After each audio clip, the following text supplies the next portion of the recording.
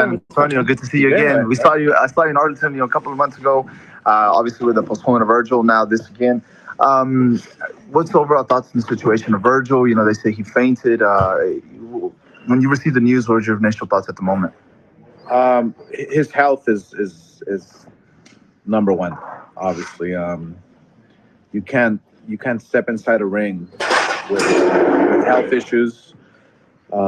We were very concerned. We are very concerned. This is the third time it's happened, and we wish him a speedy recovery. Doctors obviously feel that after he gets some rest and takes some time off, and doctors feel he can come back and fight once again. So that's great news for everyone. Is it safe to say that due what's happening, he's cutting weight? Is it safe to say maybe it's going to be best to move to 154 at the moment? Not right now. Probably give him a couple of months to rest. Would it be safe to do that? Because even 154 is still stacked. It's a stacked card. Oh, sure. No, I mean, look, he's a big kid, so I think 154 would be ideal. I strongly feel that Virgil Ortiz was right there knocking on the door to fight for the world title. He was going to fight for the world title, but he was in line to challenge Errol Spence. He was in line to challenge Crawford, the winner of that fight. So it's unfortunate, but look, I strongly feel that Virgil Ortiz will come back stronger than ever. I feel that. Virgil, now this again. What's the overall thoughts on the situation of Virgil? They say he fainted. When you received the news, what were your initial thoughts at the moment? His health is number one. Obviously, you can't step inside a ring with health issues. We were very concerned. We are very concerned. This is the third time it's happened, and we wish him a speedy recovery. Doctors obviously feel that after he gets some rest and takes some time off, and doctors feel he can come back and fight once again. So that's great news for everyone. Is it safe to say that due what's happening, he's cutting weight? Is it safe to say maybe it's going to be best to move to 154 at the moment? Not right now. Probably give him a couple of months to rest. Would it be safe to do that? Because even 154 is still stacked. It's a stacked card. Oh, sure. No, I mean, look, he's a big kid, so I think 154 would be ideal. I strongly feel that Virgil Ortiz was right there knocking on the door to fight for the world title. He was going to fight for the world title, but he was in line to challenge Errol Spence. He was in line to challenge Crawford, the winner of that fight. So it's unfortunate, but look, I strongly feel that Virgil Ortiz will come back stronger than ever. I feel that 154 is going to be his ideal weight to become a world title very soon. Oscar, with Virg, was there any warning signs? How was it going during camp? Was there anything that made you worry that this could play up again? Everything was great. I mean, till the last second, everything was great. He looked amazing. Stitch, I believe, his cut man. Stitched around. Yeah, was saying, man, Virgil Ortiz looks better than ever. So we were all excited, and in boxing, if you don't hear any news, that's always good news. So once we got that call, I mean,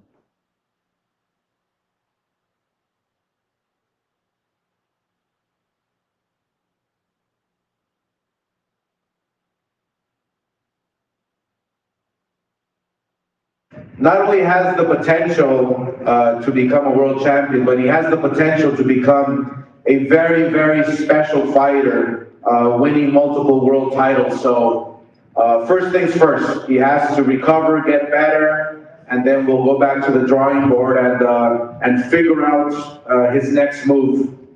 But I mean, however, look, this opens up the opportunity for Golden Boy's next top prospects. Floyd Schofield, he can accelerate his profile by headlining this card in his home state of Texas.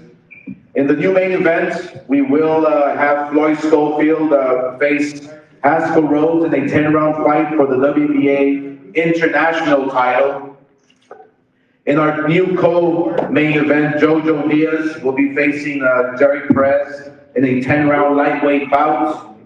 And we obviously know that Jojo Diaz, when fighting against anyone, he brings everything inside the ring with him.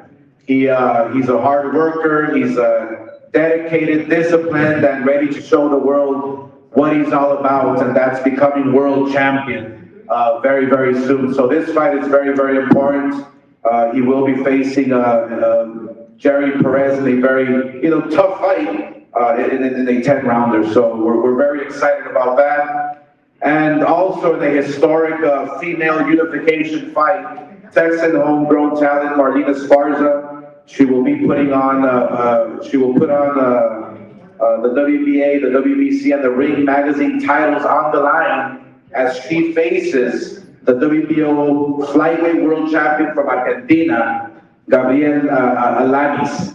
And I'm really excited about this fight here because we're showing the world that women's boxing, it's always on the rise. It's always very important, and obviously we want to showcase this special attraction because I truly feel that when women fight, when women go up in the ring, especially that, of course, we're not happy about it. You're not happy about it, but like Oscar said earlier, and I was just sliding through the backstage. His health is most important, but also what's important is when the fighter is to my left and the fighter is to my right. See adjustments where need to be made, no different than life, no different than in the ring. Things happen that you can't control, right? So now what do you do? So the fighters here.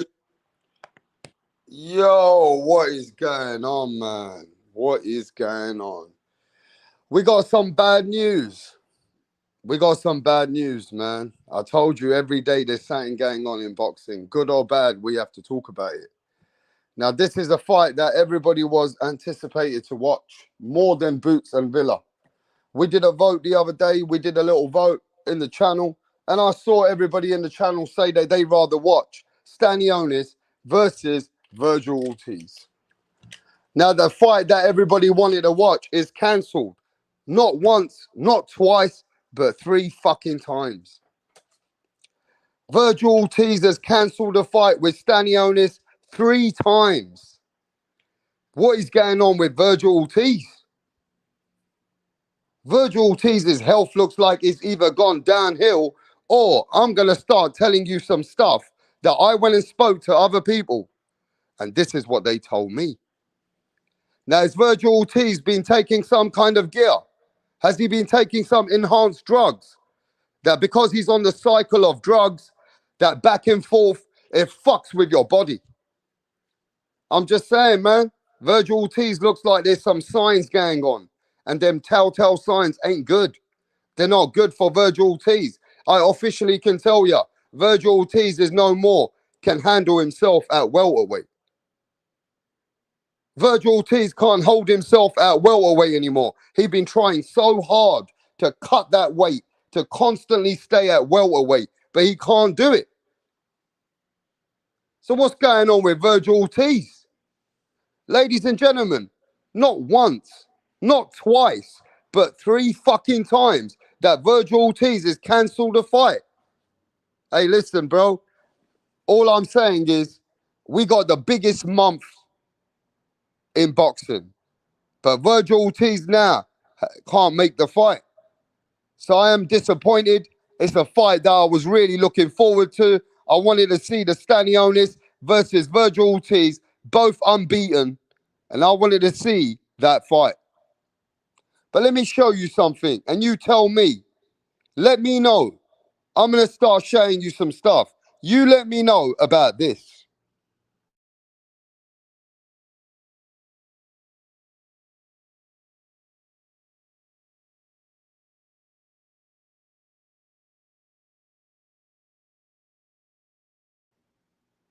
Yo, let me know about this. Give me a second. Let me know about this. Now let's check this out. Does anybody want to read this? Anabolic steroids are associated with the delayed of onset skeletal muscle breakdown. Rehabilitation is what he's got. This is one of the few cases that to describe the fucking associated with what he has. I'm just going to say it as it is. Remember we said that all the fighters are taking something. Virgil Ortiz's body is shutting down. He can't handle it anymore. He needs to move up in weight.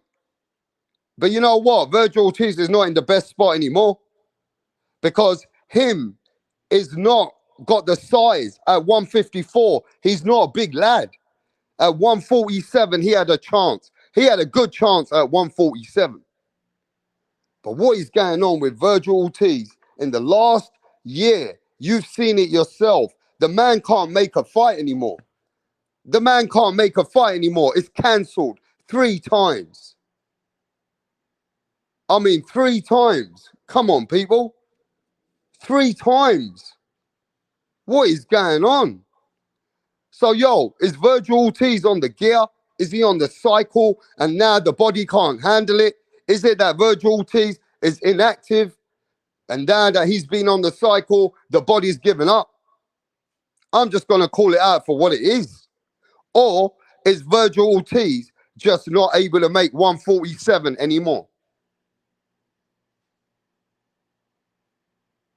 Because Virgil Ortiz said that he was doing really well. And Virgil Ortiz said that he was feeling really good, really sharp. And even everybody around him said Virgil's at the best ever. What was all that about? What was all that cap? Was that lies just to sell the fight? What is going on with Virgil Ortiz? What do you think's going on with Virgil Ortiz, bro? But yo, smash that like button. It seems like nobody got the notification. Let me see who's in the chat. Yo, did you guys get the notification? Did you get the notification for the live? Yes or no? Let me know. I'm going to come and see the chat right now. Did you get the notification, bro? Yes or no? See what YouTube's doing? YouTube's fucking around with my channel, bro. YouTube now is not even sending notifications. Some of the times it's sending notifications. Some of the times it's not. And guess what? They won't even let me appeal anymore. YouTube do not want this channel anymore on YouTube. I'm telling you. They won't let me appeal. They rejected my appeals. They won't even let me get monetized. This channel is not going to be growing. I'm telling you now. If YouTube's going to do what YouTube's going to do, then this channel ain't going to grow. I'm going to start a whole new channel. I'm going to start a whole new channel if YouTube wants to fuck with this one. You get me? I'm going to have to move on, bro. I'm just going to say that to you guys right now, that YouTube don't want this channel anymore, bro. They already gave me warnings. They already demonetized me. They've already put me on some fucking bullshit. You get me? So I don't know what's going on with this channel, bro. But if it carries on where YouTube don't want to support Rapstar, then Rapstar moving on to the next platform. I'm just letting you guys know. I'm not going to sit around for YouTube to try and bully me. I'll go to another platform. You get me? But look, I'm going to ask you guys this, bro. At the end of the day, man, I'm just going to say, bro, at the end of the day, man, I feel bad. I don't know what's going on with Virgil Ortiz. Now, you guys tell me, do you guys think Virgil Ortiz is on the gear? Or do you think it's a natural issue? Let me know in the chat. Do you believe that Virgil Ortiz is on the gear? Yes or no? Huh? Let me know. Do you believe that Virgil Ortiz is taking that gear? Yes or no? Yo, let me see who's in the chat. Tip Bayless. Yes, Eric Gomez. Bomb Squad. Real Boxing TV. Yes, brother. Brian Guzman. What's going on, my bro? Yes, Brian Guzman. Do you believe that he's on the gear? No.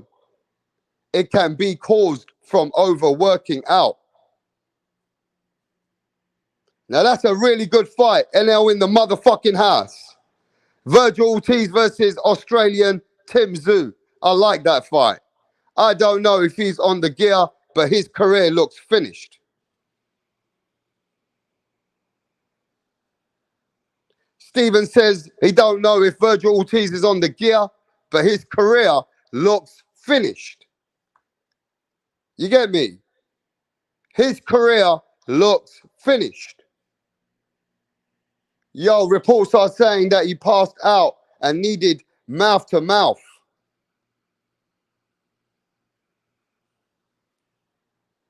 Reports are saying that Virgil Ortiz fainted. He fainted, passed out, bro. And they had to give him mouth to mouth to get him back. Hey, listen, Virgil Ortiz seems like he's not in a good position, bro. It seems like Virgil Ortiz is not in a good position now. Because if you're going to be doing this 3 times over, he can't make a fight at welterweight. Now the guy's got to move at 154. And even then, we don't even know his body, how it handles, what's going on with his issues, with his organs, with his muscles, with his dehydration, fatigue, tiredness. This whole fucking thing for Virgil Ortiz is just gone to the other side.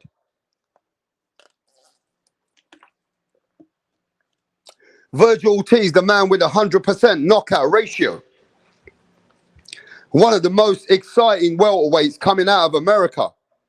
If this guy is not in the welterweight division, bro, I'm telling you now, we all talk about Boots and Virgil. That's all we talk about.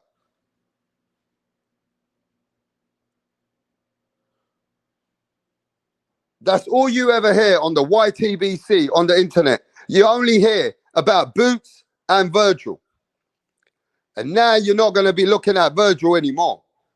Virgil looks like he got issues now. Now, what we're hoping is that Virgil can stabilize his health and come back stronger at 154 pounds. Now, if he can come back stronger at junior middleweight or super welterweight, however you want to call it, 154, right? He comes back at 154 as long as he's good, his health's good. He got some big fights at 154. He can fight Tim Tszyu, the Australian. That's a good fight for Virgil. Virgil can even fight Tony Harrison, Lubin, Danny Garcia. There is people out there that he can fight at 154, even if Jamel Charlo is busy. But one of the things that we want to know is that, is he good? Because what we're hoping is that even if he campaigns at 154, we'll be able to get that fight with Boots Ennis and Virgil Ortiz in the near future. It just won't be at welterweight. Virgil Ortiz versus Boots Ennis will not be at welterweight. It'll be at 154 now. That fight can happen as long as Virgil is good. But you know, everybody was looking forward to this. Everybody was looking forward to this fight. Yo, big up to the Aussies. Carl's in the house. Logic, yes, brother.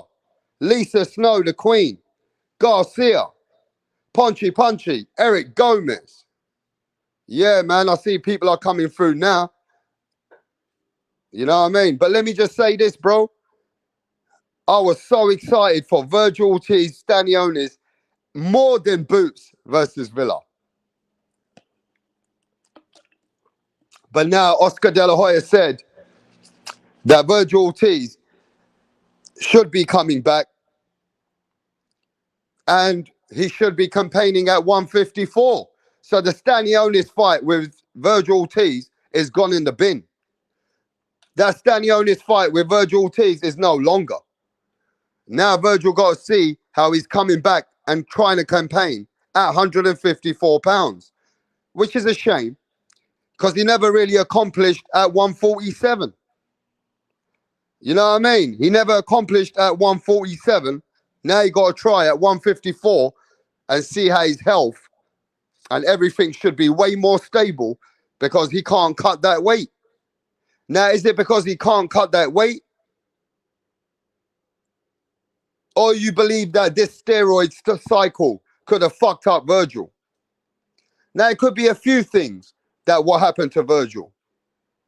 Could it be something he took in his body that's reacting on him? Could it be some steroids that's fucked him up? Or is it just because he can't make that weight anymore? He just can't make it anymore. Whatever it is, it ain't looking good. And we said the same thing when he cancelled the fight the second time. We said the same thing when he cancelled the fight the second time. So I don't know, you know. But look, Floyd Schofield, big up to Floyd Schofield. Kid Austin, who came to this channel with his dad. In fact, you know what? I should contact Floyd Schofield. That's what I need to do. I should just contact Floyd Schofield and get him on the live. Because he's the one who's headlining the whole fucking card. Floyd Schofield, when he came to this channel, remember? Big up to Floyd Schofield, bro. Maybe we just might as well reach out to him. Because he's actually headlining the whole fucking card.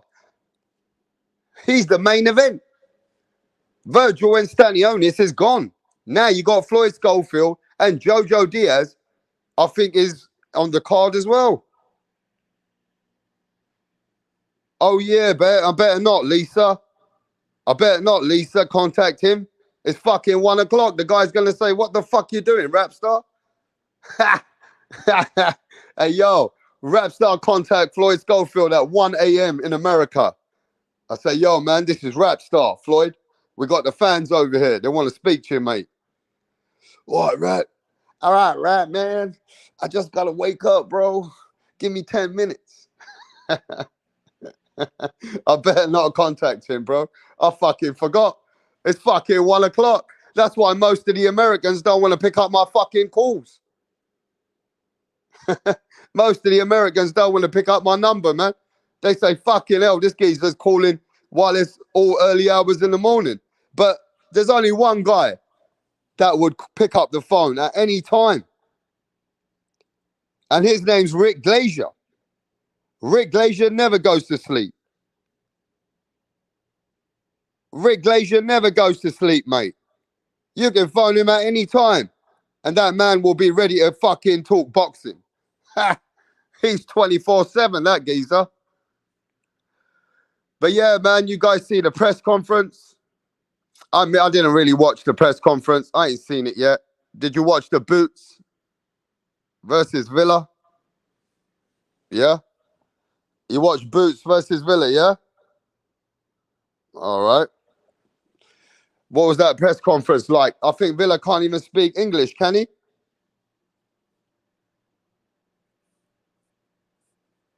Huh? Villa can't even speak English for last time, I remember. But look, that's a good fight. It's a good fight. Don't get me twisted. It's just that I'm feeling pissed off a little bit that Virgil Ortiz and Staniolis is cancelled. So that one's out the fucking books now. But Villa versus Boots Ennis, yeah, mate, good fight. I got Boots beating Villa in the 9th round, stoppage. 9th or 8th round stoppage. Villa's a good fighter. He gave a good account of himself against Ellis. You know what I mean? He's also had a loss in his career as well. Remember that. And you know that Boots is just that guy right now. He's coming up good. So I'd say that I'm going with Boots. 8th or 9th round stoppage. I got Boots and he's putting this guy where he belongs. But Villa is a good guy. Villa's good. He's tall. He's big. You know what I mean? He's rangy. He's strong. But I just think that he ain't got good defense. And also, his style of fighting falls into Boots Ennis' style. Boots Ennis loves fighters like Villa. You know what I mean? So I've got to go with Boots. I'm going with Boots. 9th or 8th round stoppage, bro. You get me? 9th or 8th round stoppage. Yo, you guys tell me yours. Tell me your prediction for Boots versus Villa. Boots smoking Villa by 7th round, says KS. Villa kept laughing, says T5P. That end is weird. I'm not buying that rap. I'm not buying that rap. All right, Punchy Punch. I want to know everybody's predictions, bro. Let's see who gets that prediction right. Yo, Rita Philly says Boots in the 8th round. Logic says, what's up with Conor Ben? He's still a welter. Wait, I'll talk about him another day, bro. Conor Ben's going up and down all over the world right now. You know what I mean? He ain't even stable after his problems. Any Boxing said Real Boxing TV. Pound for pound. 9th round stoppage, says Lisa. Lisa's going with the same shit.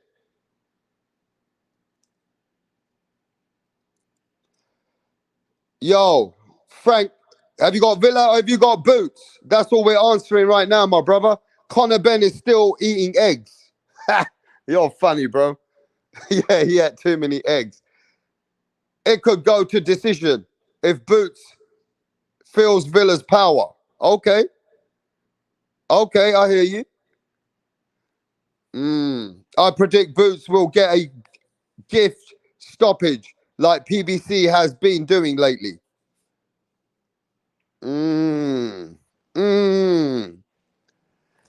We'll see. But I feel that Boots is more superior than Villa. You know what I mean? Boots, look at this. Boots 31 and 0. 31 bums. You're funny, Cole. You're a funny old lad, ain't you?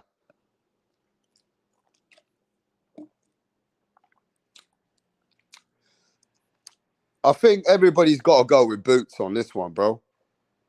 Puss in the Boots versus Venezuelan Michael Myers. You're funny. So it looks like everybody's on the Boots train at the moment. It seems like everybody got Boots.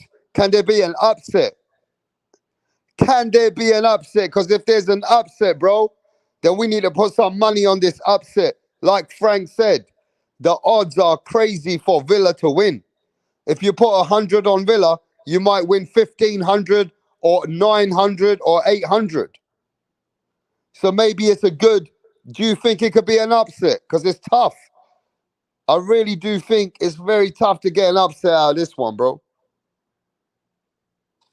Who's got Villa? Victor Ortiz will retire undefeated. Mastermind. Yo, Pat Greedy says I got Villa. Any Boxing says Villa's got lost. Villa's only lost. Villa only lost has been split decision. Boots was talking about moving to 154 soon himself. All right, that'd be good. Virgil and Boots can meet there. Yo, big up to the Oscar Prince Boxing. Villa can crack. Yeah, he can. Villa can crack. But who's got Villa? I want to see everybody put their new name out for Villa. Who's got Villa? Tell me your name. Put your name next to Villa and tell me that you got Villa beating Boots. Joseph's got Villa. Technique says Boots is a hype job. Shit. He's fucking looking good, bro. Garcia is a real boxing fan. Boots smoking Villa. Boots is smoking Villa, says KS, bro. Villa round 10 KO. Said, okay, remember this guy's name. And he got a snack on the left. Oscar Prince Boxing with snack says Villa round 10 KO. Okay. Rooting for Villa, but hard to beat against Boots. Boots should be able to outbox him, says pound for pound. I'm rooting for Villa, says Joseph. Tip versus Frank. Are they going at each other again, are they? Are they going at each other again, are they? Yo, smash that like button. Smash that like button because we ain't even got ready to cook here. We got Villa versus Boots, Virgil Ortiz, and fight has been cancelled with Staniolis. Virgil Ortiz fight's been cancelled with Staniolis. Now, who would you like to see Staniolis fight next if it ain't Virgil?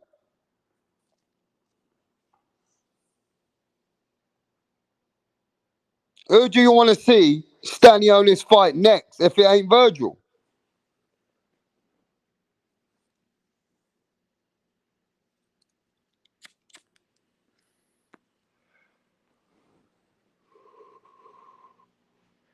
Who would you like to see Staniolis fight, bro, if he ain't going to fight Virgil Ortiz?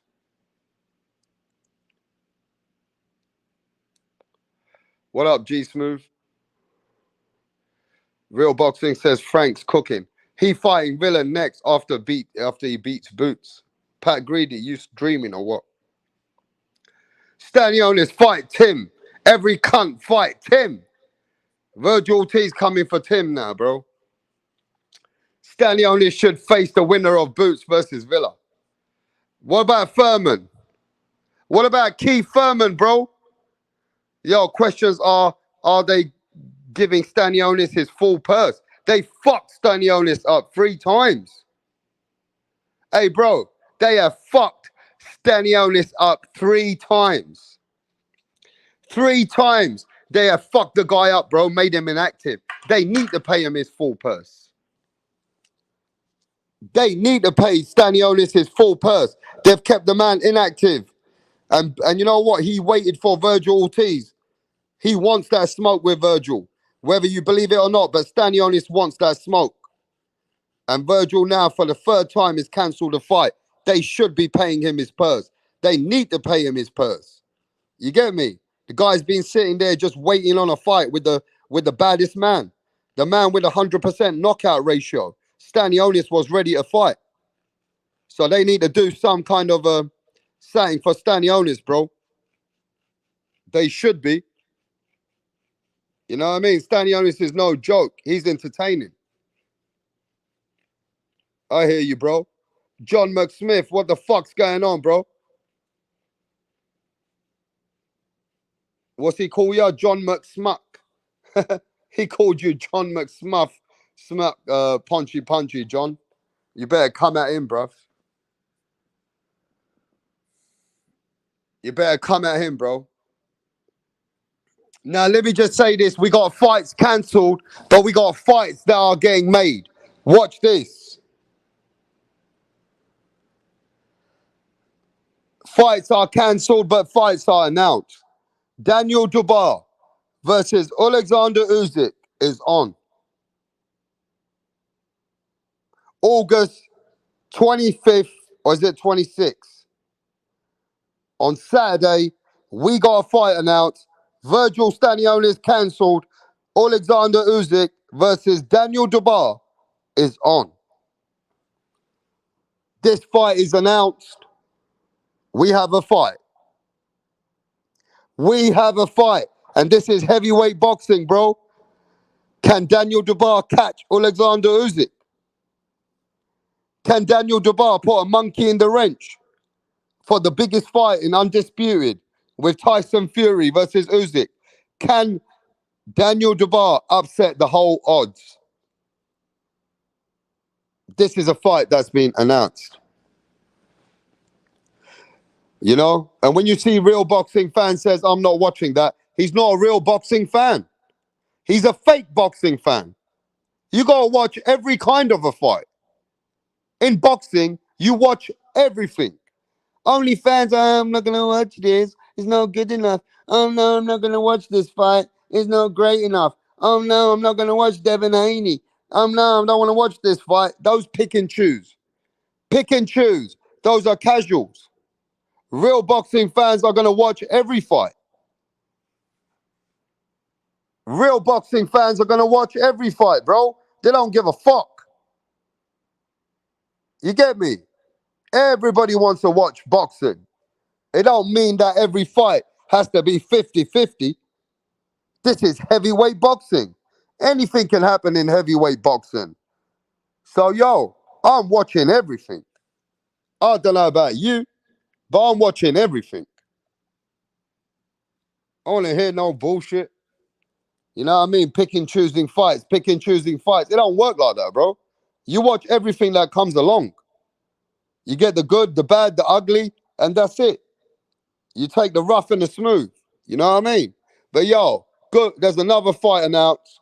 Alexander Usyk versus Daniel Dubois.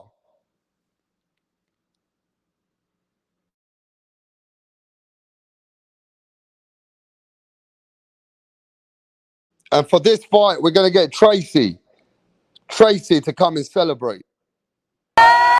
Right, what's going on here, Donny Zondernex? Barry's actually going to propose to Sandra. Sandra has been giving Barry mad head lately, and he's whipped, yeah? He's doing this behind the back of the boys because they know, yeah, they would have cussed him out for proposing to Sandra. Tracy had one job to do, and that was to record it. But she's all over the bloody place. Barry's clocked that she didn't get the footage, so he's going to propose to Sandra again.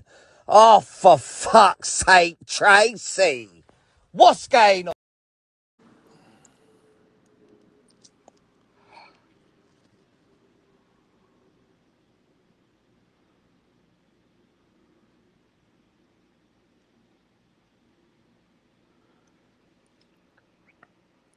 So, ladies and gentlemen, as you know, that fight got cancelled with Virgil Ortiz, right?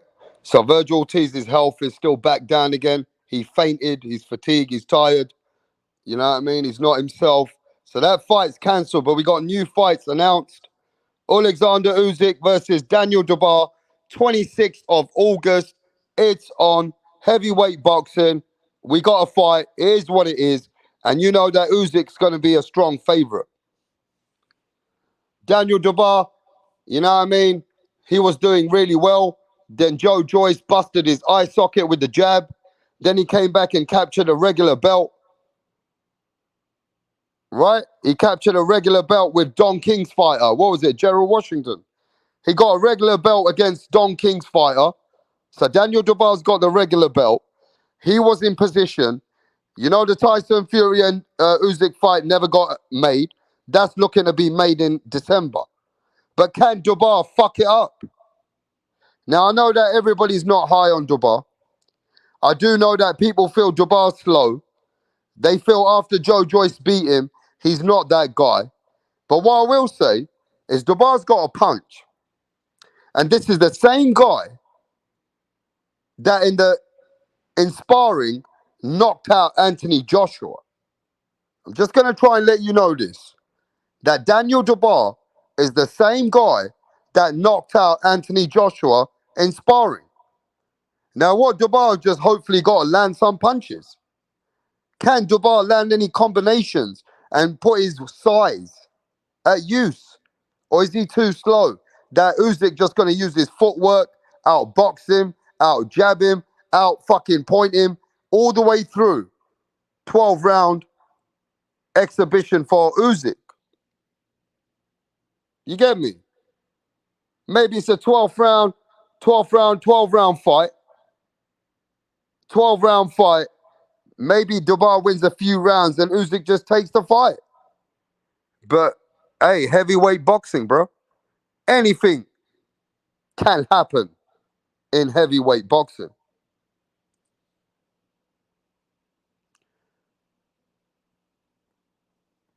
Now another fight that's announced. And that's Anthony Joshua versus Dillian White. That's announced. So they've announced more fights now. From Dubois to Usyk to Dillian White versus Anthony Joshua. That's another heavyweight fight. Now they got AJ after his losses with Usyk, right? And then he fought that Dillian White's opponent, Franklin. And now AJ and Dillian White are fighting again 10 years later. But Dillian White is really not been looking good. After Tyson Fury knocked out White. After Tyson Fury uppercut and knocked out Dillian White. Bruh, White didn't even look good against the other guy, Franklin. White did not even look that good against his last opponent, bro, against the unknown. So what chance has White got? Now, let me tell you what, though. Anthony Joshua also ain't been looking great.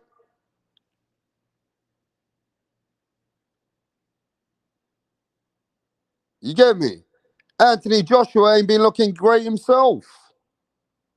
But it's a heavyweight fight. That's another heavyweight fight. Anthony Joshua versus Dillian White. It's on. But it's a DAZN pay-per-view. It's a DAZN pay-per-view. If AJ beats White, he's fighting Wilder. That's right. That's 100% correct. Anthony Joshua is set up for Dillian White fight so that he can get the fight with Deontay Wilder in Christmas, around December, just before Christmas, in Saudi Arabia. The biggest fight will be AJ versus Deontay Wilder. So then you got Wilder trying to make a fight with Andy Ruiz so that he can win that fight and fight Anthony Joshua in Saudi Arabia at the end of the year. So these are the fights they're put together. Then we got Oscar Valdez versus Navarrete. Right? Big fight. I mean, that's going to be a fucking good fight, man. A lot of action-packed, that is. Navarrete versus Oscar Valdez. You're going to like that one. I think that's on DAZN as well, yeah? Is that on DAZN? No, is it not? I'm not sure, bro. I got to check. No, that's not on DAZN. That fight's not on DAZN, is it? No, that's on BT Sports or Sky Sports, mate. That's not on DAZN. But yeah, man, so fights are coming in. Fights are coming in. It's just that, you know, at the end of the day, we're not getting it all at once. Everything's spreading it out, you know what I'm saying? Give me a second. Just give me a minute.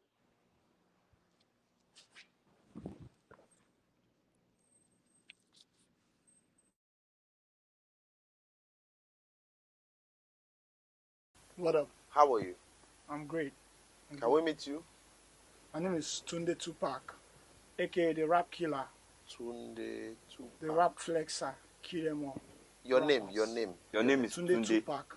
Tunde Tupac. You can write the Rap Killer there. But Tunde is your It's name. okay. Yes. Okay. Thank you. Tunde, with your dressing, I know the kind of song that you're about to present. Yes. So you want to tell us about it? Just rap game. I kill the rap game because the haters want us down, but they're not gonna get us. You don't need Calm to down. tell us about the haters now. Rappers, right? You're a Yes. rapper. Rapper. Good. Let's hear you. Check it. Ha ha. Check it. Ha ha ha. Check it. Check it. Check it. I rule everywhere. I rule. They want to take me down, but they cannot take me down. Yeah. I rule New York. I rule Lagos to Atlanta. We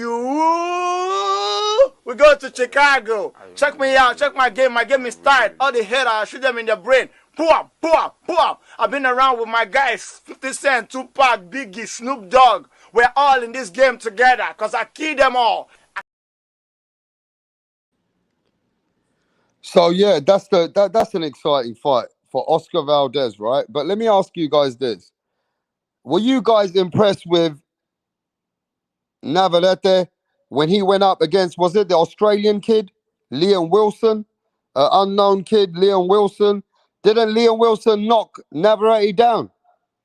Didn't Navarrete move up in weight? Huh? Did Navarrete look really good to you? Or do you believe that Oscar Valdez has got his number? You tell me. Let me see what your prediction is on that fight. Because Navarrete, yeah, he's a good fighter. You know what I mean? I remember him against Gonzalez. That was a good fight. Christopher Diaz. He knocked out Christopher Diaz, Ruben Villa. You know what I mean? He's been doing his thing. But he moved up, didn't he? So, who you got in that fight? Navarrete versus Oscar Valdez. Who you got? Let me know. Who you got in that fight? Navarrete or Oscar Valdez? Let me see if you guys are with me in the chat. I'm coming on the chat right now. Pound for pound says Navarrete didn't look that good. His last fight, he didn't, did he? Pound for pound. He didn't look that good, bruv.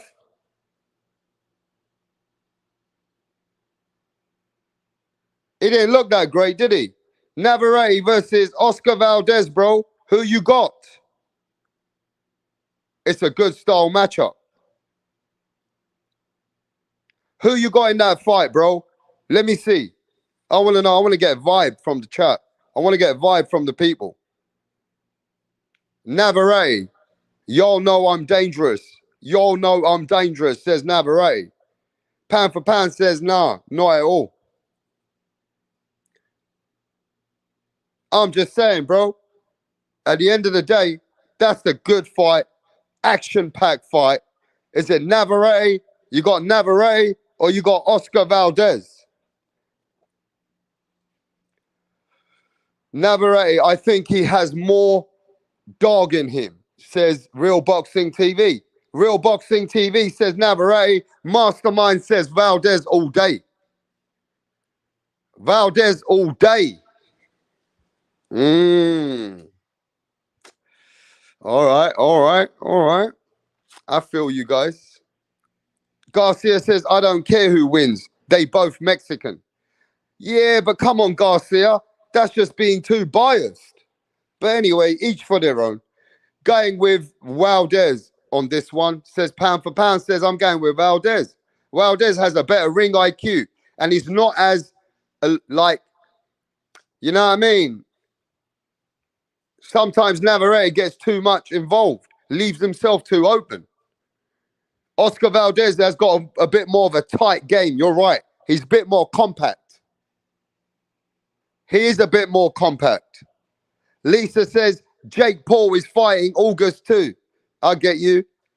Valdez ain't the same since looking a shell of himself versus Shakira. Shakira, why am I pronouncing what you say? Frank's a funny one. Oscar will catch like he did against Pichel. Damn, there's smoke in the motherfucking chat. There's always smoke in the fucking chat. This is smoke fucking season over here. Everybody's smoking somebody. Valdez wins if he drinks his tea. Oh yeah, do you remember that? Valdez got caught for some shit and he said it was over tea. Mexico and UK has the best boxing fans in the fucking world. Fuck the country, in the world. Mexico are die-hard fans, bro.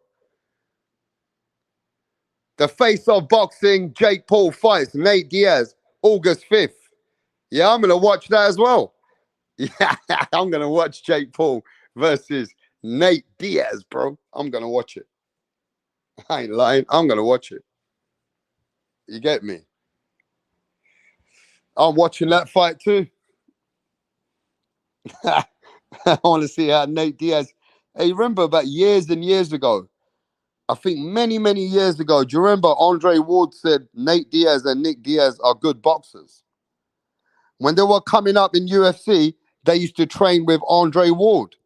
And Andre Ward said, yeah, man, these guys are, I've taught them some stuff. But that was many, many years ago. many, many years ago. Yo, big up to Slide Encounter and Chuck. Respect.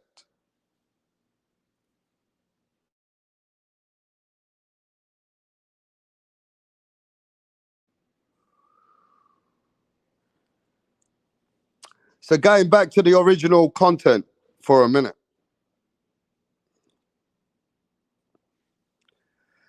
Staniolis versus Virgil Ortiz is cancelled. And everybody must be disappointed about that. That the fight that we were waiting to watch has been cancelled. Virgil Ortiz can't make weight. Virgil Ortiz, they said, was tired, fatigued, fainted. He's been having problem with his muscles, his organs before. Then he said that he's feeling really great on this camp. So the fight got cancelled twice. And even now, Virgil Ortiz couldn't make the fight. Apparently, they say that the story is Virgil fainted. He fainted on the floor, and then somebody gave him mouth to mouth to come back. Not looking good for Virgil Ortiz. But now, Oscar De La Hoya says that he's hoping that Virgil Ortiz can come back and then have a rest. The doctor told him to have a rest for 2 months. Virgil Ortiz has got a rest for 2 months and do nothing. He has to sit back, rest, and rejuvenate. But at some point, Virgil Ortiz, now, he's in a position that if he moves that 154 and he comes back, hopefully his health's going to be way better because he don't have to cut that much. But what the fuck is going on with a young guy? How old is Virgil Ortiz?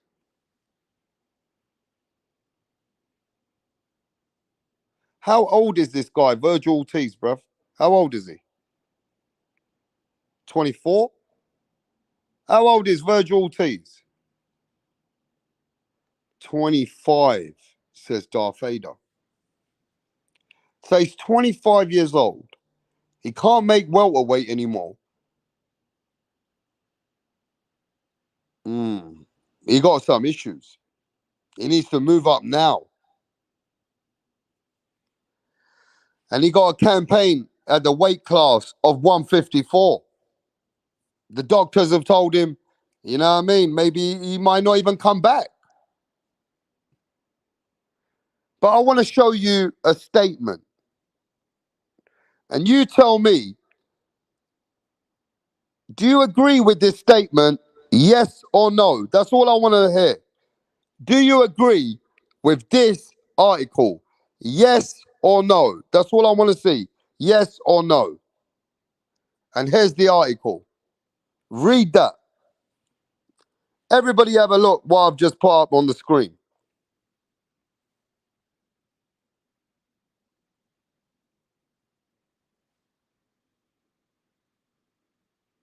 Can everybody see that? First of all. An anabolic steroid are associated with delayed of onset skeletal muscle breakdown, rhabdomyolysis, which is what he's got. This is one of the few cases described associated with what he's got.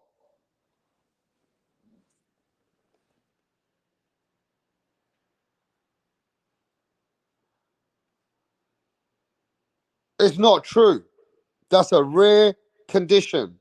It's caused by overworking and muscle trauma, says Lisa.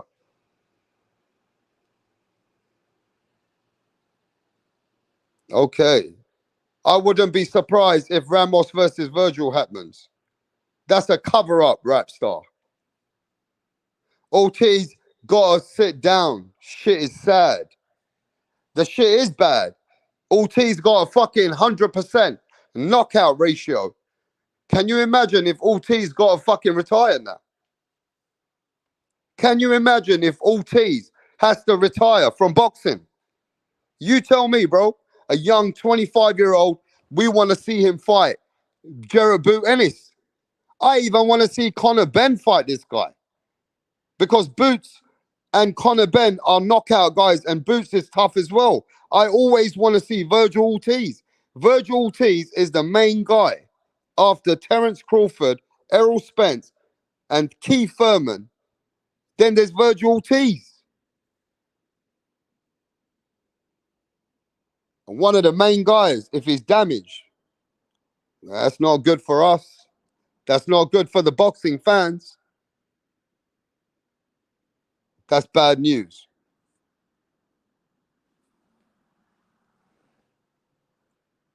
And, you know, like Sliding Counter said, he's too young to be having all these kind of health issues, bro.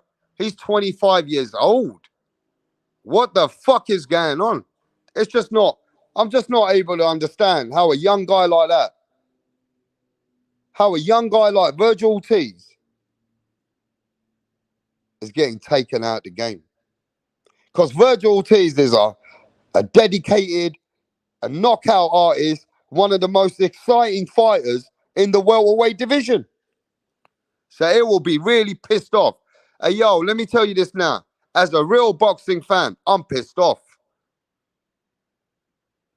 Because I really wanted to see the fights with Virgil at 147 for the belt. I wanted to see Boots versus Virgil. But now I hope Virgil can come back, campaign at 154, and Boots comes up to 154. And now you got a stacked division in 154 anyway. You got Tim Tszyu. He's coming for smoke. And you still got Lubin, Danny Garcia, even Tony Harrison. You still got other guys out there at 154 that the mix can start to happen. Errol Spence is moving up, he said. Now, what's going to happen to Staniolis?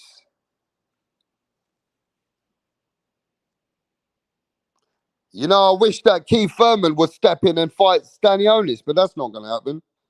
Keith Thurman ain't going to fight Staniolis.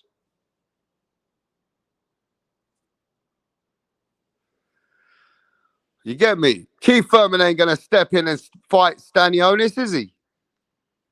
Keith Thurman just wants the biggest fights, bro. And he's just going to sit back to see who's going to pay him the most money. He ain't going to fight. You know what? Keith Thurman versus Virgil Ortiz at 154. That would be good.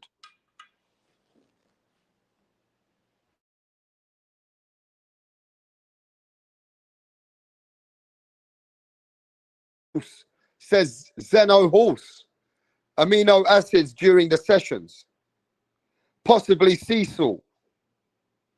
Thurman ain't going to fight Boots or Stanionis, says Logic.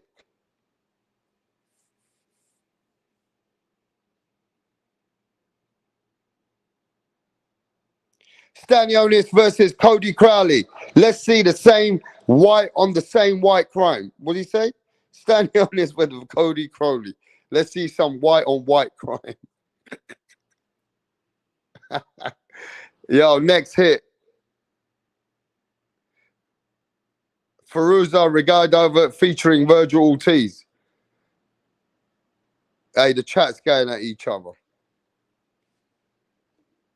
The chat's going at each other again, are they? Yes, Stanionis versus Crowley will be a good fight. Stanionis versus Crowley will be a good fight, bro. You know what I mean? But yeah, man, what do you think about, we're talking about Virgil. I know we feel sorry for Virgil, but does anybody feel sorry for Stanionis? If you're a real boxing fan, Stanionis been inactive. He's been fucking cancelled 3 times. Does anybody feel for Stanionis, bruv? Answer me that.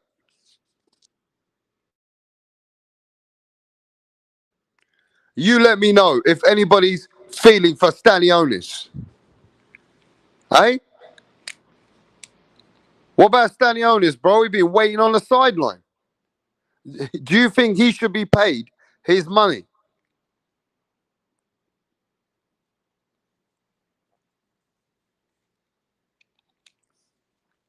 They should pay Stanionis at least half of that purse. for waiting 3 times. Man, he done that training 3 times. And let me tell you this.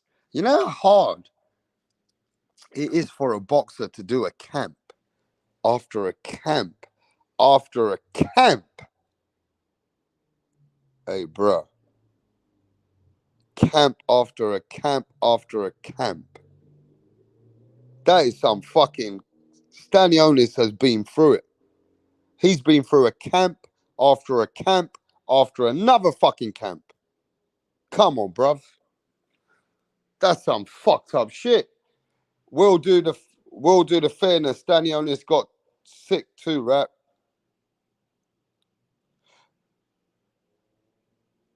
What's up, bro? What's up, scientists? So Staniolis is one time he got sick and Virgil cancelled twice. The question is, who the fuck is Benavidez fighting? We'll find out soon. We'll find out soon. We got to find out who the fuck is Benavidez fighting now. You know what I mean? That's the next thing. But I'm going to leave Benavidez' dad alone right now.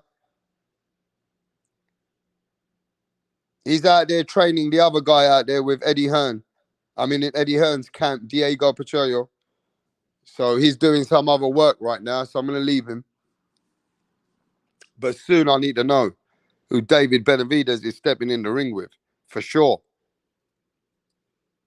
That's a fact. I want to hear a good opponent. That's a fact. Nah, mate. It's got to be a good opponent. They got to figure it out. Maybe they got to let Morrell. I know the Morrell fight, they're saying don't bring enough money. Or their camp is not pushing that fight. Morrell's talking about it, but Benavidez says that the team is not bringing no contracts. So I don't know, man. But we need to see a fight soon with Benavidez.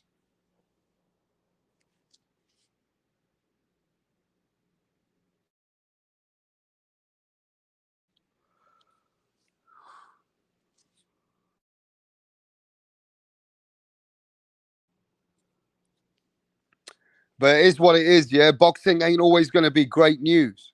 Sometimes we get great news, sometimes we get bad news. And the bad news is that Virgil Ortiz, the 100% knockout ratio, the man that knocks out, stops everybody, exciting fighter, is having health issues after health issues after health issues. Now, this has really become concerning to the point that is he even going to come back?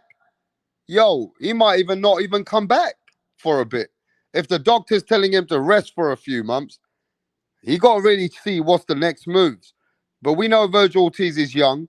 We know he's 25 years old. We know he got a lot of time on his hands. That's a good thing. I know he's young and all these things are happening to Virgil, but I'd rather it happen to him now than, because right now he's still young.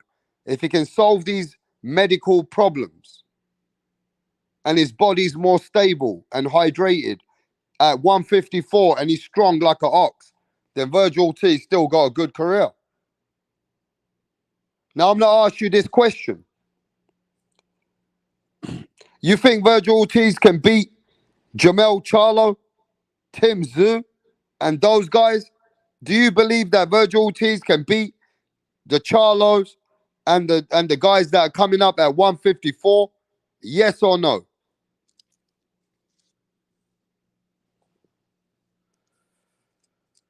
You tell me, bro. No. Lisa says no. I don't see it.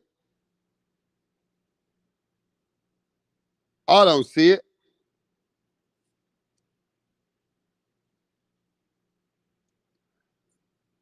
I mean, listen, Virgil's not a big guy at 154, though. He's not. Virgil's not even the biggest at 147. When you saw Errol Spence next to Virgil, you can see Errol Spence got height on Virgil and reach. How would Virgil Ortiz campaign at 154? How would he campaign? I'll tell you the fight I'd like to see him enter with. And this is not a tough task for him.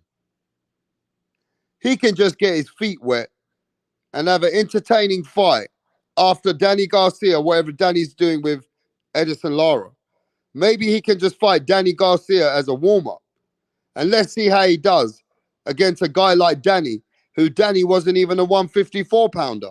And Danny's ready to be retired. Maybe you can just give him an easy touch. Maybe Virgil can get a couple of easy touches and then he can fight some good guys. Can Virgil Ortiz beat Tony Harrison? Or is Tony too big and tall? I expect Virgil Ortiz to close the distance and hurt Tony Harrison. Can Virgil Ortiz do similar to what Tim Tszyu did to Tony Harrison? Maybe you can give him Tony Harrison. Ortiz versus Castaño. That would be a good fight. You got Ortiz versus Texera. Ortiz versus Fundora. I mean, there's guys out there that Ortiz can really mix it up with. And none of these guys are world champion, bro. But all these names I gave you, they all can probably beat Virgil too. We don't know. We don't know.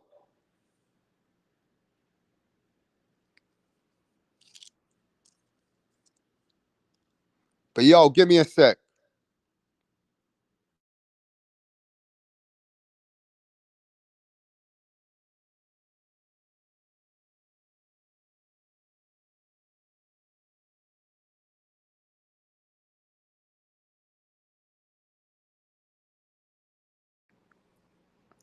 What about Virgil Ortiz versus this Australian guy?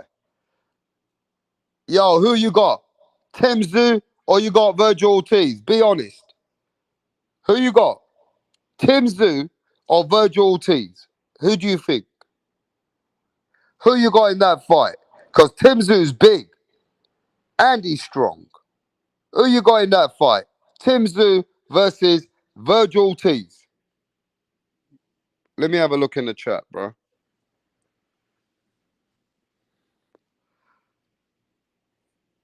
Larry Lopez says, what's this guy say, bro?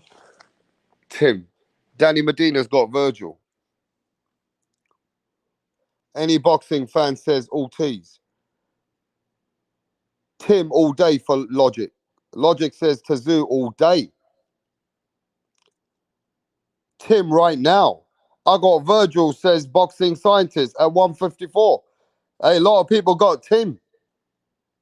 A lot of people believe that Tim's got Virgil's number at 154.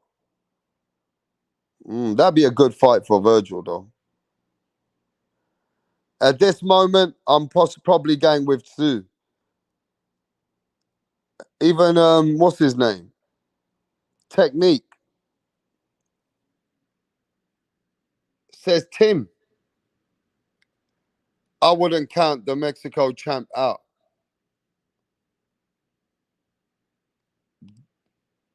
They're the same person. You're funny, bro. Virgil will make Tszyu look easy. Easy work.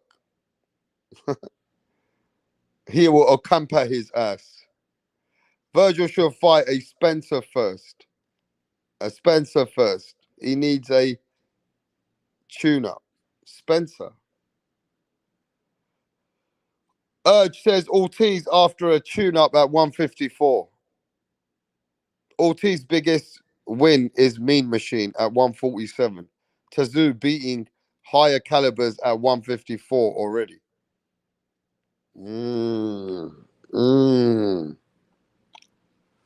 Yeah, man. Depends, bro. Everybody got their own views. You know on that? Virgil will pass out in the first round, says Chuck.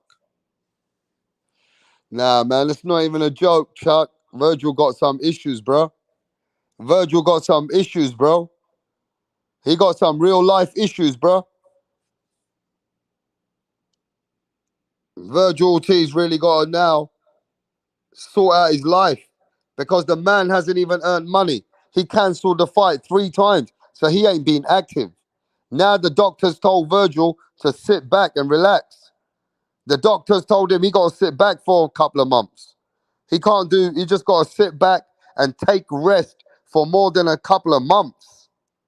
Virgil's sick after all that weight cut. His muscles, his organs, they're not really, he's been cutting too much. He got to either move up now. He's tried too hard to stay at 147. And some fighters try so hard to cut down all the time to stay at a weight. But sometimes it's over, man. The signs are there. The signs are there. You are never going to see Virgil at 147 pounds.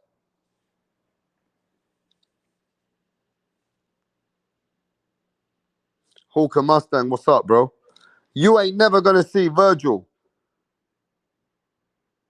at 147 pounds.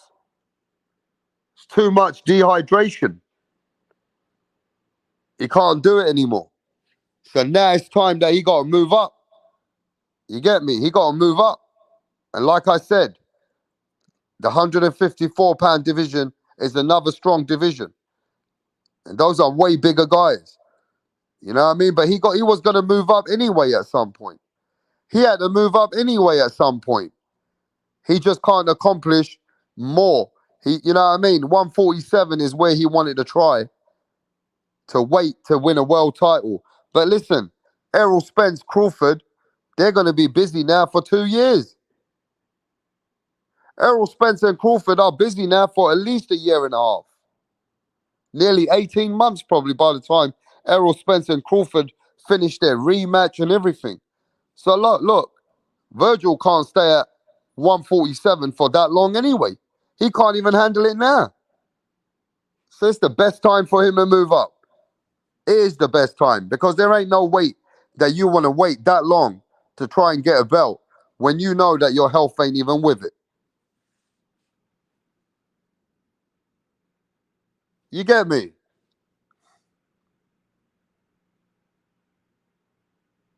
But it is what it is, man. You know, I like Ortiz at the welterweight division. The young boys were coming up. But that's some bullshit now. The welterweight division was on fire last year with the young boys, with the Conor Benn even in it. Now I don't even know what's going on with Conor Benn. After eating 1,000 eggs and he got some shit up his ass, they're not fucking letting Conor Benn even be free yet. And now Conor Benn's probably moving up. We don't even know what's going on with this guy. That was another guy that I was hoping to see. My boy Ben mix it up, go to America and get some big fights on. But you know, shit's hit the roof. It just is what it is.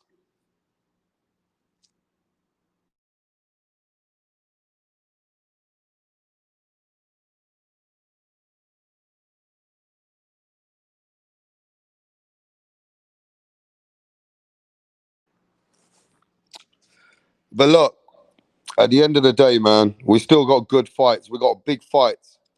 We got big fights still. Let's not forget, man.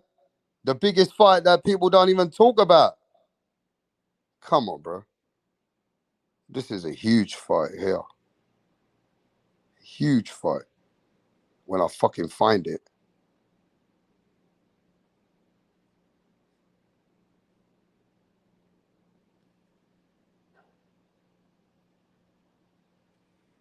That is a fight. I hope this fight don't get cancelled, bro. I hope this fight don't get cancelled, bro. Because I had a really big packed division. For July, we had it all. Now Virgil and Staniolis, Virgil's cancelled. Now we only got a few fights. But this fight is all about it. This is a fight that's all about it. So I'm happy. I'm still happy. I got Boots versus Villa. And then I got this fight. Inoue versus Stephen Fulton is a massive fight for me. So I'm happy. This month is on fireworks as these guys lead the way for action-packed fight to lead for the undisputed with Errol Spence versus Crawford after this. So yeah, man, we still got big fights. You know what I mean? This fight already got postponed once. They postponed this fight, didn't they? This fight was already meant to happen. This fight was already meant to happen with Monster Inoue Inoue versus Stephen Fulton. Inoue Inoue, undisputed, gave up all the belts to come up in weight to take the number one guy in the division. That's how you do it. That's how you do it, bro. You go up to the next weight class and you take the baddest man on that weight class. It's a fucking big fight, bro. And I actually think this might be the fight of the year. We don't know. We might see Naoya Inoue on the floor, coming back from the floor, coming back from the canvas. The Japanese samurai might have to dig deep. Because Stephen Fulton ain't going out like that, bro. Stephen Fulton, do you think, let me ask you this, watch this. You saw everybody get dominated. Everybody got dominated that he fought. Do you think he will dominate Stephen Fulton? Because this man dominated everybody else. Do you believe that the Japanese will dominate Stephen Fulton? Yes or no? Or do you believe that Fulton's going to show him?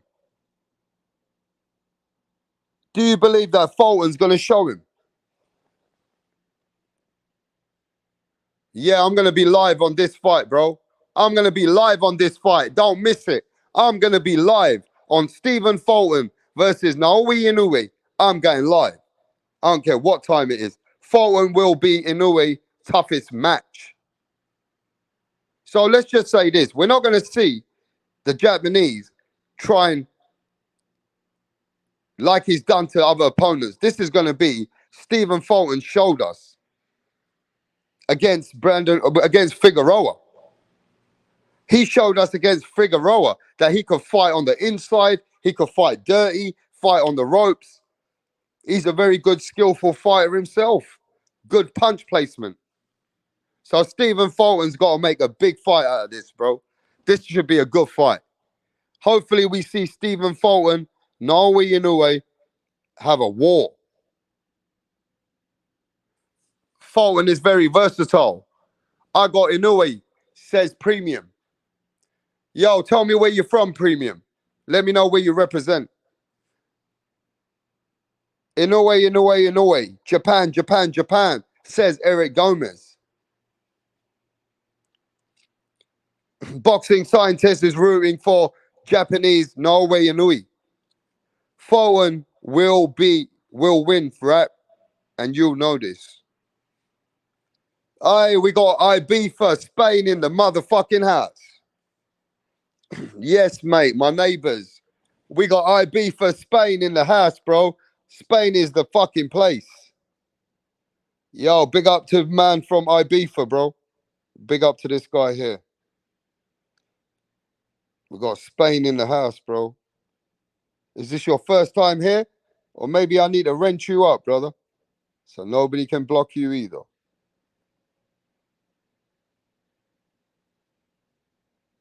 Give me a sec. There you go, bruv. The man from Spain. Big yourself up. Yeah, massive fight, bro. Huge fight. I will be there for that fight live. What? What you mean? You're going to be in Japan? Eric, are you going to Japan, bruv? Big up, mate. Are you going to Japan, bruv? The fuck? Man's going for that fight live. Eric's going for that fight live. Big fight.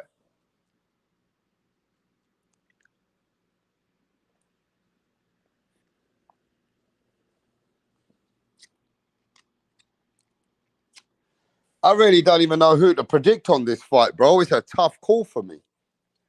I ain't never seen Naoya Inoue fight at this weight class. I've never seen him fight at this weight class. So now he's going up in weight. He's a 3-weight world champion. going up to the 4th weight class. And he's fighting the top guy at that weight. Yeah, yo, bro, at this point, I mean, yeah, you can favor Inoue because it's in his own country, in his own backyard, and just to see how he dominated all these other guys. But Stephen Fulton is a bigger guy, and he's another kind of a fucking beast. Coming out of America, #1 fighter in that division. I really don't know what way to go right now.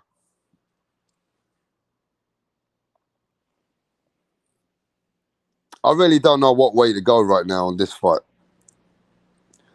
I'm going to go watch them both again. I'm going to go watch Fulton's fight, Inoue's fight. I want to watch their both footwork. I want to try and analyze it a bit better before I make my prediction.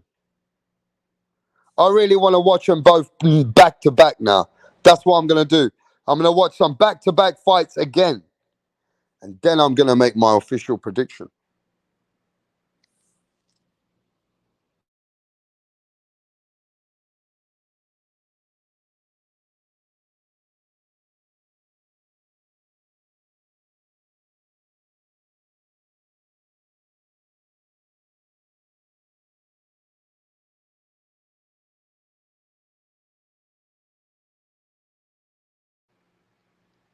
Mic check, mic check.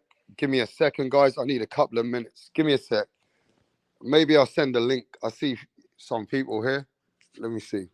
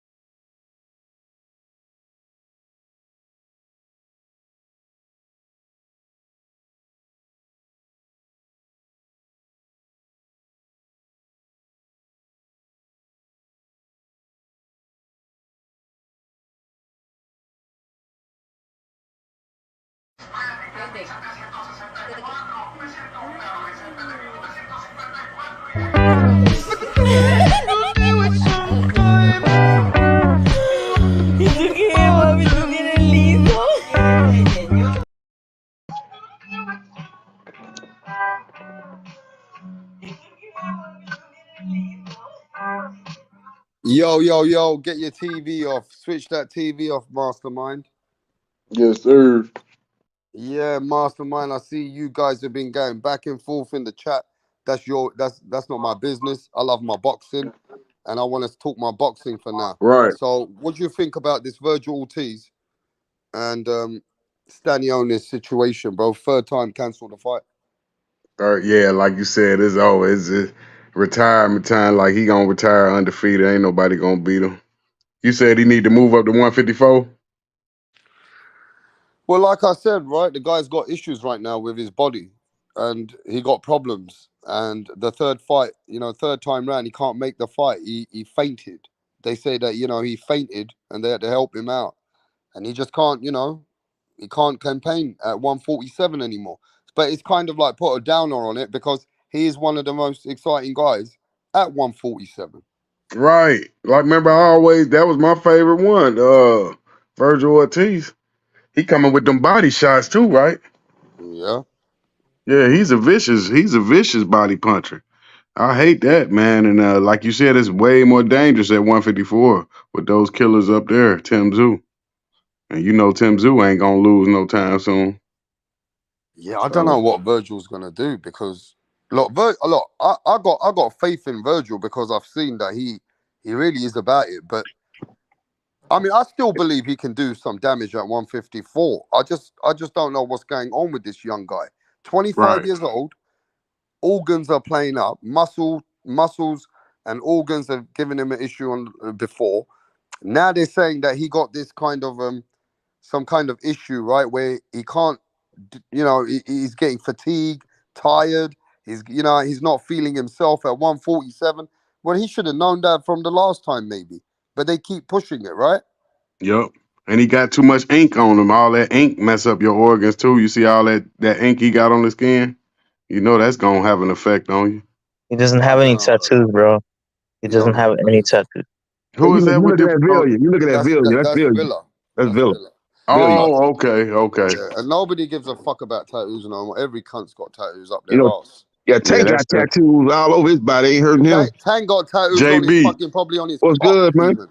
You seen all them You know what I tattoos mean? Tank had? That Ain't nobody almost cost the him last tattoos. fight. I don't know You where talking you against got the Ryan tattoos. Garcia? He destroyed Ryan Garcia, man. He destroyed him. He ain't had no problem with Ryan, man.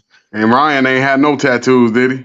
Yeah, Ryan got some tattoos. He ain't got them Oh, like Tank, but he got some oh. tattoos too. Anyway, let's get away from the tattoos, right? let's Tat it up. They call let's me stick. Mush Man. I gotta give him some mush material, shit. Yeah. Mastermind comes out with all kinds of scientific shit that ain't even been produced yet. Right. Then you know what I mean? That's like Yeah. saying that. That's like saying, I'll leave it. Let's move on from this shit. Tattoos. Now, I want to ask this: where do you think about Virgil Ortiz? At 154 is the only way that Oscar De La Hoya is saying that he should be coming back. But do you think he can still hold himself at 154 and do great things and become a belt holder, a unification fight? All this stuff can still exist for Virgil Ortiz? Yeah, absolutely, absolutely, and I'm actually looking forward to it. Looking forward to his return. Uh, it seems like he just has problems with the weight when it comes time to cutting weight because from what Oscar was saying was that he looked fantastic up until it came time to cut that weight. Uh, so I don't know if it's his nutritionist or what. He's got to get a better nutritionist. But it sucks because I wanted him to get a belt at 147 first before he moved up. But it Yep. is what it is. It is what it is, man. He's gonna have success at 154 though. But he gotta avoid Tim Zoo though, boxing scientist. He gotta avoid Tim Zoo. No. He can fight him. Just get a. I like what Rapstar was saying earlier. Fight like Garcia, Danny Garcia first. Yeah. Get your feet wet. Get acclimated at the weight, and then go for the top dog, which would be Tim Zoo right now. So what you think of happening, No, Danny you know versus what they Ortiz? should do? You know what they should do, boxing science? They should get him Danny Garcia and then they put him with Tony Harrison. Then get him Tim Zoo because at least he'll have a couple of good fights. And let's see if he knocks out Tony Harrison. Let's see if he breaks Tony. Then we know that his power and him himself is very strong at that weight. He gotta break Danny. Danny the one ain't never been broken. And I think Danny's going to be still a tough fight at 154. Now, I don't know, right? Because at 147, I got Virgil beating everybody apart from Spence, Crawford, and him and Boots I got at 50-50. That's how I had it. So, Yep. you know what I mean? This is the guy after Spence and Crawford. It's kind of I think it's bad news. You can see it in the chat. People are kind of pissed off, bro. No matter who you are, everybody wanted to watch this fight. Yeah. He should fight Keith Thurman at 154. He should fight Tip Baylor's dude. Well, Thurman finna fight Ugas at 147. I think Thurman still want to campaign at 147. I don't think he's gonna move up to 154 in his next fight. I think he's looking to fight Ugas, then fight for a world title at 147. But wow. Virgil Ortiz, like I say, once Charlo move out of that weight class, 154 gonna be more wide open. So Virgil Ortiz can go up there to 154 and get a belt, no doubt. Because when Charlo go up and fight Canelo, I don't think he's gonna come back down to 154 again. So I think his days are numbered at 154. I don't see him fighting at 154 ever again, actually. So it's gonna be wide open. Tim Zoo will definitely be fighting for a belt. You got a couple of guys from Eastern Europe in the IBF and the WBA, so those belts will be up for grabs. And then you have Mendoza. He's the WBC champion, but he's finna fight Fundora in a rematch. So it's wide open, man. Virgil Ortiz can definitely go up there and get a belt and compete with the top guys up there. Yep. He not gonna lose to no Keith Thurman, but Danny Garcia, he never even been down. Never been down, Rap. How you gonna beat him? He ain't never touched the canvas in his whole life. Okay, well, we're going to talk about this and we're going to talk about all these little key factors, but let's get the smoke on it because I know Get the Smoke is really focused on many other channels, but he still comes here and he still comes here to show respect because he's not in that silly little bitch talk out there on YouTube. So it seems like Get the Smoke is his own identity. What's going on, bro? Yeah, I'm sorry, I got a bad connection. What happening, Yeah, Smoke? I see I'm just people here. say, what's happening, Smoke? You good, yeah? Are you good, Smoke? I can hear you. I can't hear you, bro. Smoke. I think Smoke's gone quiet. No, it's not that. It's I'm in a weird like connection. I don't know what's going on in my house right now, but I think my internet is down or something. But what's up, people? How you doing? How's it going? Money Mayweather Jr. Chilling. Mayweather Jr. Mayweather That's Jr. Floyd Joy Mayweather. Hell yeah, you know it. That dude is retired and in the Hall of Fame and don't have a fighter. Why the fuck are we talking about him? Now we talking about Canelo, his successor. That is not his successor. That dude is Canelo Alvarez is the worst face of boxing in the history of the face of boxing. How the hell can you say that when he fights more times per year than Floyd? He doesn't protect his O. He doesn't protect his O like Floyd. How the fuck can you say that? Oh, I can tell you because Floyd didn't make fucking multi-fight deals when he's a face of boxing like he's a goddamn kid. Well, okay, so maybe he was a better businessman. Maybe he was a better businessman, but that doesn't make him a better fucking boxer. No, exactly. That is what makes him better face of boxing. Literally, what you just said makes him better face of boxing. Literally, Canelo Alvarez. He never gave me. Whether you think it's Canelo or Tank, whatever. Either one of those dudes are the worst face of boxing in the history of face of boxing. How in the hell can you say that? He never gave me a fucking fight. We both disagreed that like he's a better businessman. So. Why you ask me the same question when you just answered your fucking question? No, but he never gave me because he's a better businessman. You just said Floyd's a better businessman. That's how he's better than Canelo. That doesn't mean he's a better boxer, no, it bro. is. That's exactly what it means. No, it doesn't. Yeah, that's exactly what it means. To your dumb ass. To the face of boxing. No. Because you think the face of boxing is not about business. Even though Canelo is all about fucking business, and you're not all about business. Canelo. Like, he never. Okay, Floyd. That's how Floyd never. Floyd never gave me. Once he became Floyd's Money a better Mayweather, face of boxing than Canelo. Once he became Canelo Money Alvarez, just so we can understand this, just so we he never gave me a fucking fight that I wanted. Floyd Mayweather is a better face of boxing than Canelo or Tank. That's why he never went undisputed, JB, you know that. Great. That's Who a gives fact, ain't it, JB? Okay, great. He went undisputed. Isn't that what it's all about? Isn't that what it's all about? Isn't that what it's all about? It's about. To you, it's about breaking pay-per-view records. I got a question. It's about breaking pay-per-view records for you, right? I get you. You think it's about pay-per-view records? Like that's not your money. Why do you care about his money, bro? Okay, what do you think the face of boxing? Why are you bragging about another man's money? He ain't spending it on you. You already contradicted yourself, and now you're just fucking rambling. Is he whining? Is he whining and dying? Is he whining and just whining about fucking Floyd? Do you want to hear a question? I got a question. Is he whining and dying? Mr. Whining about Floyd. Why do you care? I got a question for you, Mr. Canelo Alvarez fanboy. I got a question for you. What do you think the responsibilities of the face of boxing are? John Ryder. The fucking reach for greatness, go undisputed. Be a fucking multi-division champion. And go what is undisputed. The face of boxing responsibility? Okay, hold on a second. To give me the fights that I fucking want. As a boxing, I got you. To give me the fights that I want. I hear you. As a boxing fan. I got all fan. you Canelo fanboys. I got all you Mexican fucking people that just want to fucking ramble on. How about this? You tell me. Hey, I got you.